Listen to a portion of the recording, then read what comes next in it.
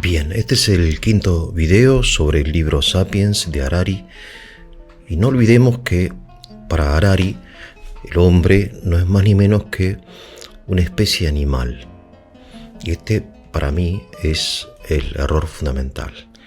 Acerca de esto lo hablamos, es un tema igualmente como para desarrollar y también como para refutar las opiniones que afirman esto, ¿no? Y no hace falta ir muy lejos, porque si uno piensa en este primer genocidio, esta primera limpieza étnica que llama Harari, que los sapiens realizaron sobre los neandertales, podemos observar que los animales en general, creo que sin excepción, nunca realizan limpiezas étnicas. Harari dice que los sapiens mataron a los neandertales porque no eran ni idénticos, ni lo suficientemente parecidos, ni lo suficientemente diferentes. En fin, es como una razón de tipo psicológica, ¿no? Pero de hecho nosotros vemos que existen muchas especies de tiburones y no se matan entre ellos, o muchas especies de aves o de primates o de víboras, de serpientes, y no vemos que ninguna realiza ninguna limpieza étnica, porque tampoco parece que sea de utilidad. Los animales son agresivos, son violentos por dos o tres razones que son más que comprensibles. O sea, en primer lugar, para alimentarse, ¿no? En segundo lugar, para defenderse, y en tercer lugar para conservar su territorio, ¿no? Ya que muchos animales son territoriales, para defenderse a sí mismo, a sus crías, a su nido. En fin, no vemos que haya una violencia que proceda de una ficción, ¿no? Bueno, pero de hecho, dice Harari, el hombre es un hombre que crea ficciones, ¿no? El Sapiens. Los voy a leer del texto del libro, ¿no? Dice: la teoría más ampliamente compartida aduce que mutaciones genéticas accidentales cambiaron las conexiones internas del cerebro de los sapiens, lo que le permitió pensar de manera sin precedente, etcétera, ¿no? Podemos llamarla la mutación del árbol del saber, así es el título del capítulo, ¿no? ¿Por qué tuvo lugar en el ADN de los sapiens y no de los neandertales? Es algo aleatorio, dice. Digamos que la razón de todo este despelote, de todo este genocidio, es una mutación genética accidental en el cerebro, ¿no? Ahora, ustedes piensen que la mutación genética accidental, o sea, un shock eléctrico, ¿no? Como en la película de Mel Gibson, que él tiene un shock eléctrico, y entonces empieza a ver lo que piensan las mujeres, ¿no? Es una comedia de él. Pero la mutación genética accidental, por el hecho de ser accidental, no determina la especie, sino el individuo. O sea, puede ser que Albert Einstein haya tenido una mutación genética que lo hizo ser un genio, pero su genialidad no es hereditaria, ¿no? O sea, o la genialidad de Beethoven no hace que sus hijos sean genios musicales, ¿no? Ni por el contrario, que Jack el Destripador haya sido un psicópata, no hace de sus hijos psicópatas. Todo accidente se realiza en un individuo, en una especie.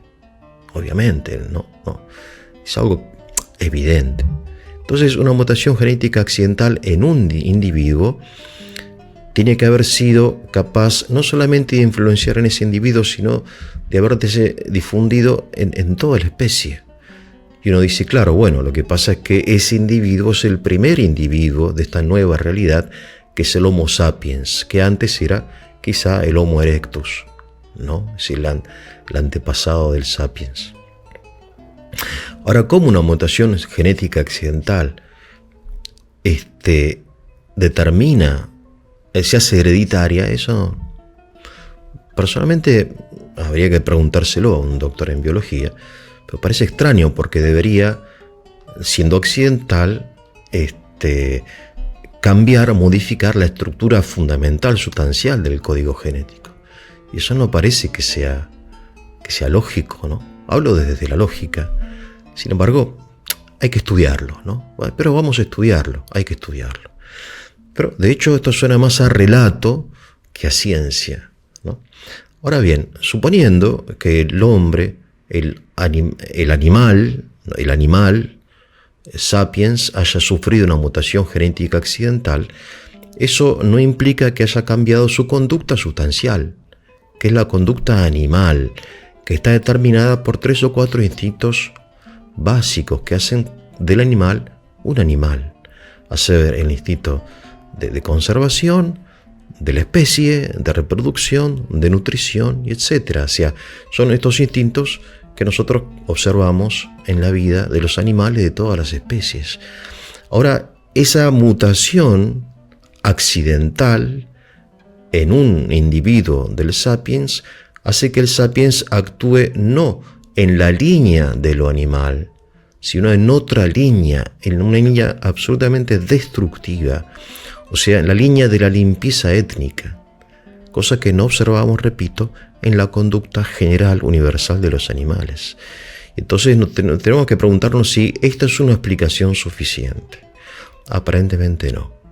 Entonces aquí tenemos que poner como en la balanza la biología y la teología o la filosofía. ¿Está en condiciones la biología de explicar el fenómeno humano? ¿O hace falta algo más? Ustedes fíjense que, por otro lado, toda la historia de la humanidad, en definitiva, está determinada por una mutación genética accidental. Y toda la cultura, todo lo que nosotros designamos como cultura, como producto de la libertad del hombre, en definitiva, ¿qué es? Es resultado de una mutación genética de la biología, determinada por causas extrínsecas al hombre. El hombre sufre una mutación genética y reacciona de una forma determinada, es decir, crea ficciones, ¿no?